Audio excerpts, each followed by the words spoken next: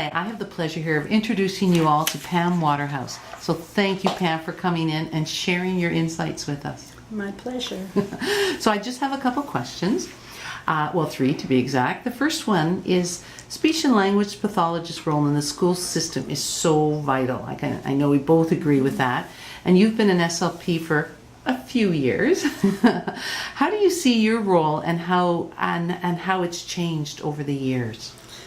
So when I first came to working as an SLP in the school district, we worked very much in a medical model where the speech pathologist came in, assessed the children.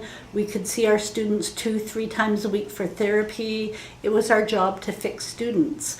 But over the years, as populations increased, we have more kids with more disabilities. We have less money being put into student services and learning services for students. We're spread thinner and thinner. Mm-hmm. So just like kind of all the other districts and what's happened across the country as well as the United States is that we move into this consultation role where we're very much working at that tier 1 and tier 2 level in the response to intervention model. We're giving workshops and collaborating with teachers and collaborating with other professionals and trying to work very closely to put really good programs in place for students 5 days a week, as opposed to we're waiting for somebody to come and fix them. Mm-hmm. Yeah, that's a key point, isn't it? Yeah. So, and I know myself as a teacher of the deaf and hard of hearing, I do rely on you, all the SLPs within each of the schools that I have had students for lots of consultation and direction. So how would you see the SLP as part of the support for a hard of hearing student? I think the best outcomes for students always occur when everybody works as a team, because everybody has their own frame of reference, and if one person is doing all the work and all the programming, all they're bringing is this little narrow focus. But when you have all the other people on the team bringing more to the picture, you get a really rich educational experience. You're taking so many more things into account than just the reading specialist or just the speech pathologist. Mm-hmm. It's just a richer educational program for the student with much better outcomes. And that feeling of we're all a team, we're all in this together, we're all working for this one goal, and not it's one person's job and isn't she doing a crummy job. You know, so it's that feeling of it being a team, and we can all support and help each other. And I felt that through the years here working in this district. What's been key for me is the consultation around assessments. Yeah.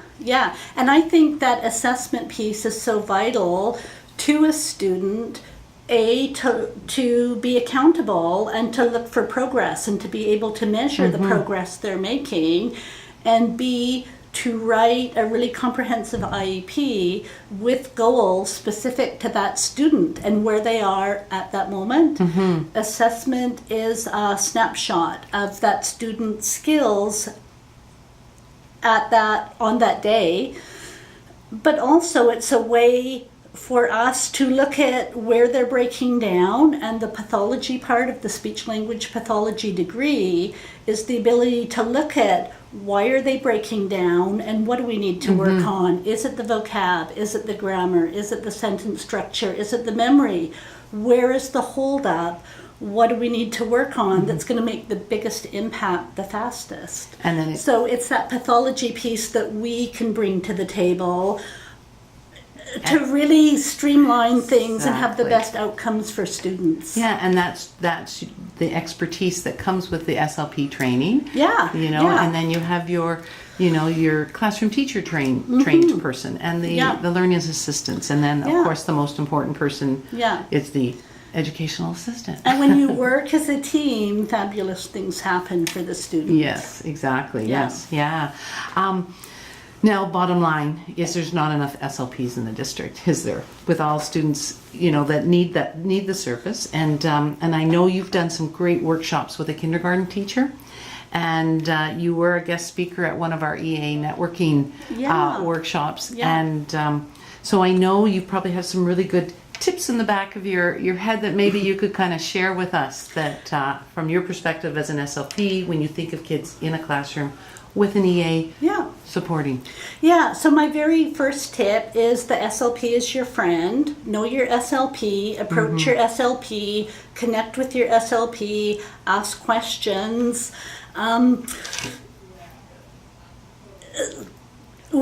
We're busy, but we're never too busy to be helpful and hopefully an important team member. Yeah, exactly. If you need more education in the area of articulation skills, in the area of building sentence structure skills, SLPs usually have a vast knowledge of programs, of resources. Bag full of tricks. Many bags. Many bags in the trunk of our car. Yes, yeah. And we can help you, and sometimes even do some professional development for staffs, you know, to get everybody on board, to get the knowledge there so that people are feeling like, oh yeah, I've got this under control. I know what I can be doing in the classroom that's best practice. Because really we want our students to have wonderful things in place 5 days a week, not 20 minutes once a week. Exactly. And I'm going to put a little plug in here for folks watching this because Pam Waterhouse and one of her colleagues are going to be developing a bit of a workshop also similar to this EA training, so that if this is something of your interest, you know, they'll have our email, so I will have Pam's email. So if that's something that someone's interested in finding out more, as soon as it's available, I could easily pass on the links and the such, because it's good information. For years I've done a workshop called Articulation in the primary classroom, and the comment I get from teachers is, why is this not part of our teachers training? Because realistically, how do you work on phonics, and how do you work on phonemic awareness, and how do you teach kids to read and write and spell when they can't pronounce sounds right? So it's just all about, what does working on sounds look like within a classroom? So this has just been great. The one tip I know at our EA mentoring that really some EAs gave me the feedback that, wow, that really made sense to me. And it was along the lines of articulation, which is key. So people are often hesitant to work on articulation with students, and it's that feeling of, well, I'm not a professional. I couldn't possibly do this. And I say parents aren't professionals, but they teach their kids to talk every single day. They correct them. And the only thing you can do wrong is to say, wow, that's right, when they've said it wrong. So feel free to try. Say, oops, you made a mistake. Watch my tongue. Say it this way. And if they do it, tons of reinforcement. And if they can't do it, say, good try. We'll try again tomorrow. But not to say, wow, that was excellent, when it was incorrect. That's the only way that you can further embed speech errors. So, go forth and practice. Excellent. Good. And and we look forward to hearing more about the speech and language course that will be coming our way. Okay, thanks, Joe. Okay, thank you.